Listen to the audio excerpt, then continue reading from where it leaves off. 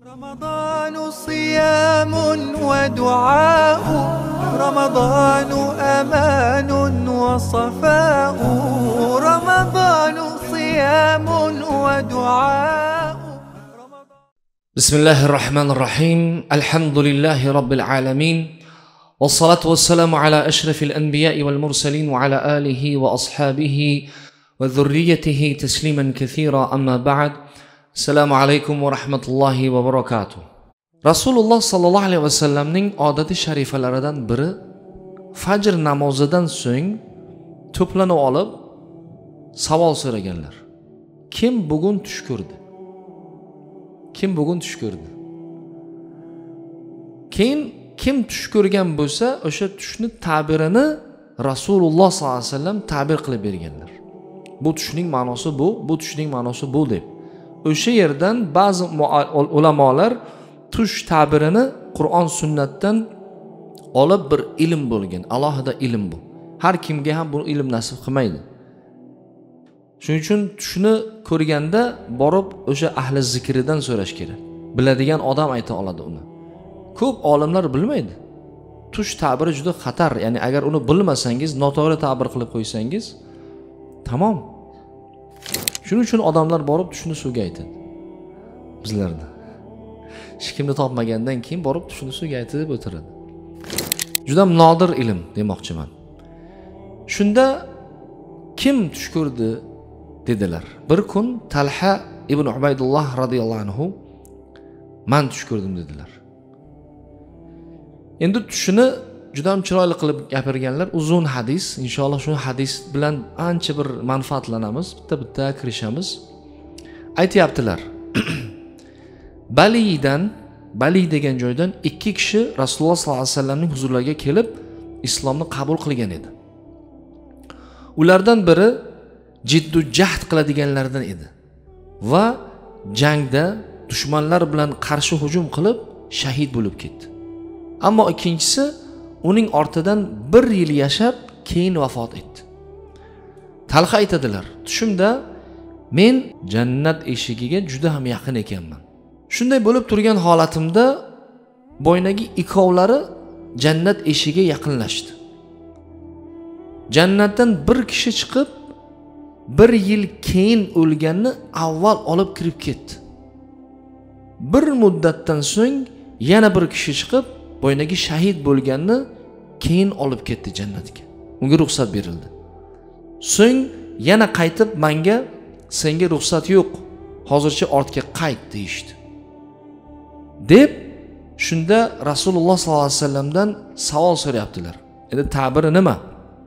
Yo Rasululloh, nima uchun shahid bo'lgani jannatga oxirgilardan kirdi? deyaptilar. Shunda Rasululloh sallallohu alayhi vasallam aytdilarki, nimaga hayratda qolasan? Nimaga hayratlanasan? Bu, ya'ni ikkinchisi. 1 yil yashamadimi? Ha dedilar. Ramazon ro'zasini tutmadimi? Ha dedilar. Va yil davomida falon qadar sajdalarni, toat ibodatlarni qilmadimi? Ha deganlaridan so'ng shu yerda bir kalima aytdilar. Fama baynahuma ab'adu mimma bayna as-samai wal ard. Bas ularning orasidagi farq osmon va yerchalik farqlar bordir dedilar. Subhanalloh. Ibn Majah qilgan sahih hadis, rivoyat qilgan hadis. Endi bu hadisdan manfaatlar juda ham ko'p. Juda ham ko'p. Bitta o'tamiz. Birinchidan samimiylikni qarang. Sahobiylar bilan o'rtalarida samimiy bo'lgan. Kim bugun tush ko'rdi? Ana shu savolni hozir tafakkur qiling. Bir ahli ilm, tolibi ilm, imom shunday o'girilib, kim bugun tush ko'rdi desa bizlarga qarab. Biz imomga qarab, shu tushni aytmay qo'yay, sharmanda bo'lmay, tinchgina yuray deymizmi? Yo ochiqdan ochiq samimiylik bilan tushimizni aytadigan odamlar, birinchidan bunaqa tushlarni ko'radigan odamlar yo'q bo'lsa kerak. Shuning uchun xijolat bo'ladi. Bo'lgan taqdirda ham qanaqasiga bu deb hayratda qoladi.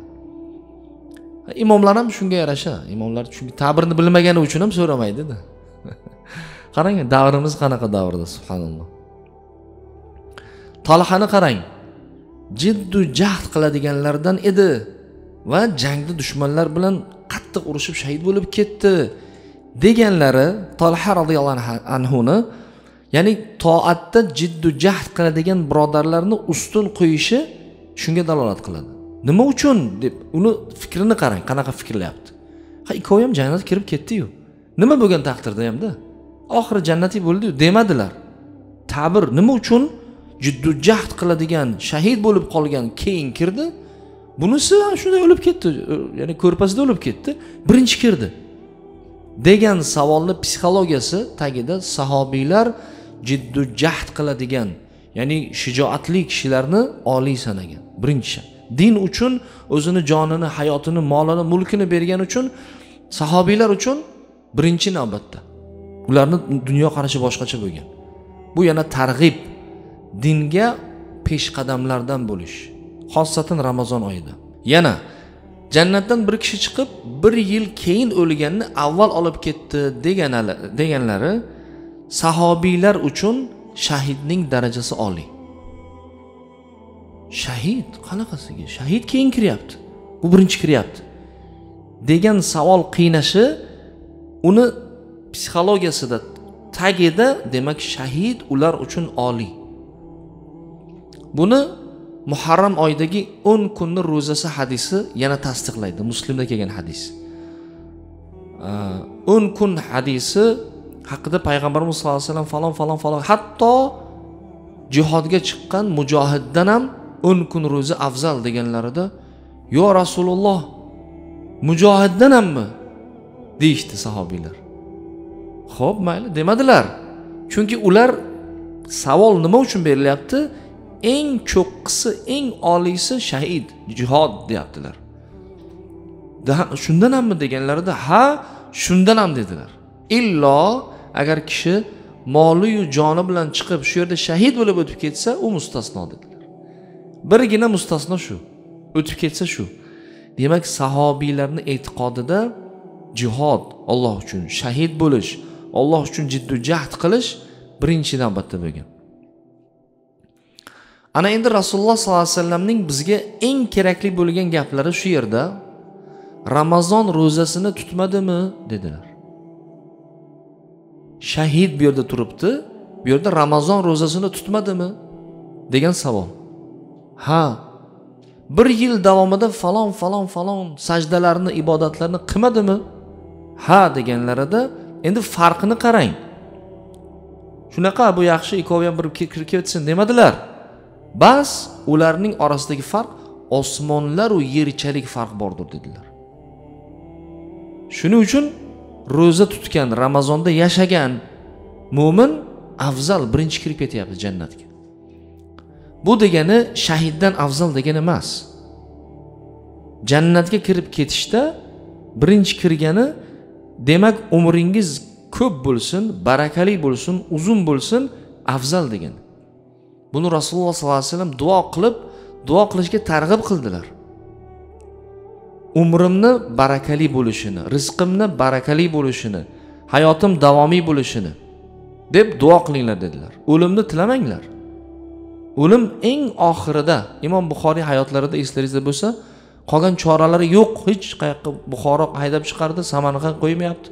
Xor bo'lib ketish arafasida bo'lganlarida, agar o'limim men uchun yaxshi bo'lsa, jonimni ol dedilar. Demak, yashashga targ'ib bu. Mo'min kishi yashasa ko'p manfaatlar bo'ladi. Uni oilasida, jamoatida, jamiyatida, davlatda, har bir jabhada, ko'chada mo'minning foydasi bor.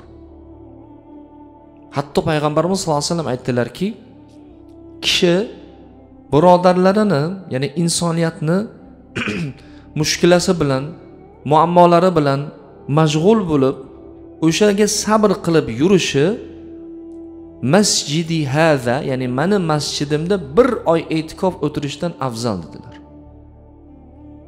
Madinada, Masjid Nabaviyda 1 oy e'tikof o'tirishdan kishilarga yordam berish, ko'chalarda yurib, bir yaxshilik qilib, unga sabr qilish afzal. Chunki yordam qilish o'zi bo'lmaydi. Odamlar tosh otadi sizga. U pul uchun qilyapti, obro' uchun qilyapti. Buni qara, laqablar qo'yadi. lekin sabr qilsa 1 oylik e'tikofda o'tirishdan afzal deyaptilar. رمضان صيام ودعاء رمضان أمان وصفاء رمضان صيام ودعاء